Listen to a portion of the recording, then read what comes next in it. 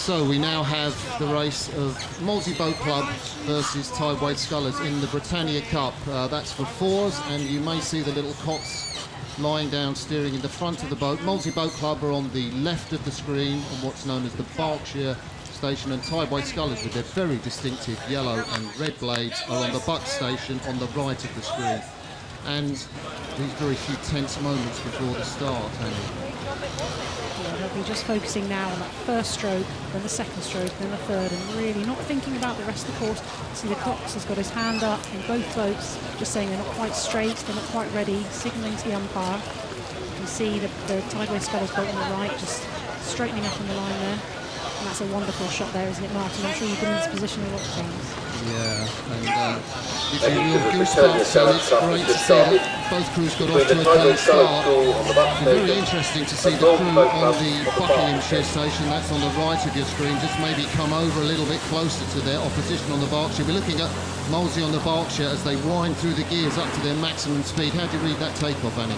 Yeah, looked pretty clean, looked pretty good from both the crews there. Both these clubs with a good heritage in this event. Tideway Scullers having won it in 2010 and Molesey taking this trophy away in 2008. So it really is a grudge match here today. Billy Fields, you can see nearest to you the stroke of the Tideway Scullers Cox 4. He's been a finalist here in the quadruple sculls in the Prince of Wales, and look at that fantastic camera shot. Well, that's probably a 2-metre lead for Tideway Scullers on this near side. It's really nip and tuck at the moment, but Billy Fields there with the glasses closest to you, leading his boat out.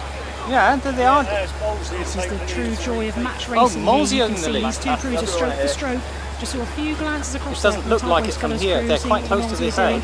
They don't really need to look. There's only one over boat in it. They're either going to win it or they're going to lose it. They'll know exactly where they are. So we're coming into the first minute of this race, and I think Molesey on the far side have just come back a little bit. You see there a shot of Lee Rawlings in the two-seat of the Molesey crew. That's two from the right of your screen. Warwick University took a first in economics last year, just rode at Molesey in their programme this year, and I think Molesey are getting into their stride a little bit now. Would you say that's a key move? Molesey have just moved through the Scullers for a little bit. Yeah, it looks that way.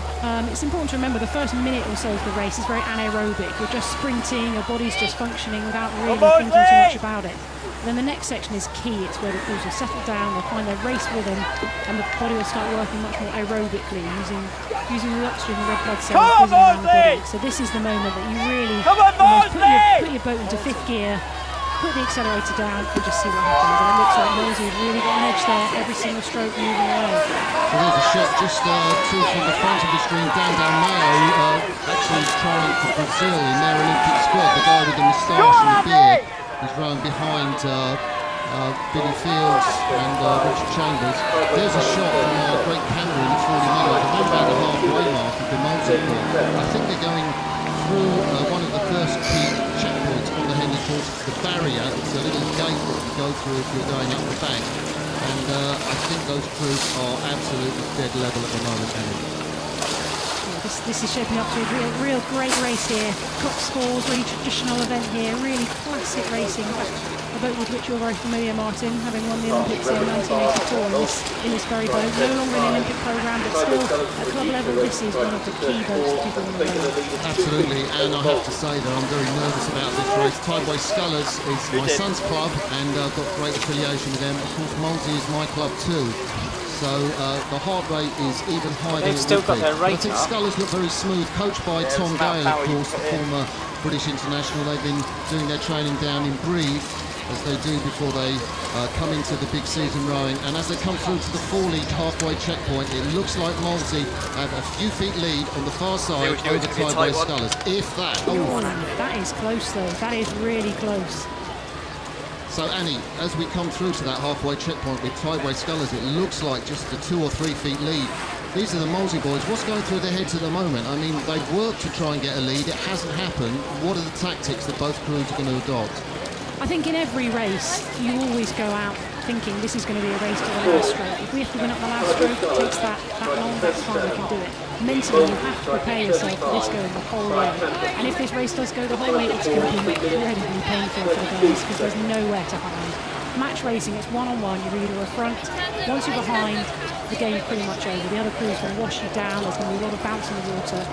But at the moment, goodness me, this is proper hand in the fire stuff. This is eye-water iron. This is a question of who's taking it. So we're looking at Tideway Scullers, the crew closest to us with the red and yellow blades. They are in the lead and they have taken a crucial half-length lead at around about 4.5 minutes. These races being rode into a headwind, and it looks like Tideway Scullers have made a killer move there from Molesey, the crew at the top of your screen, just to run through the Tideway Scullers crew at bow. Murray Wilcock, Richard Dalmayer at 2, Richard Chambers at 3, stroke Billy Fields. There's the Molesey crew, closest to you, stroke Rupert Graham. Before him, Sam By.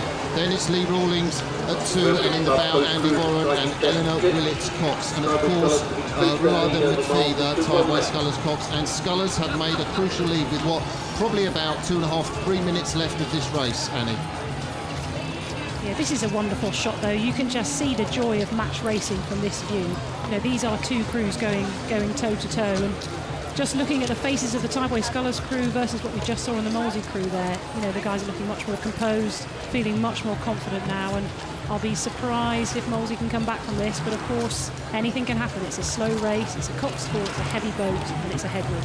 Of course, Tideway Scullers, one of these selected crews, and you just saw a little look across from the Tideway Scullers Cox. He probably has to look behind him because Tideway Scullers are leading Molesey. I guess it's around about a length at the moment, but perhaps, well, it could be that Molesey might have a sprint as they come up into the enclosures. We're looking at the massive grandstands in the stewards' enclosures with the packed crowds, and you can see from that shot there, Tideway Scullers definitely in the lead, around about one length. How possible is it for Molesey to come back from this, Annie?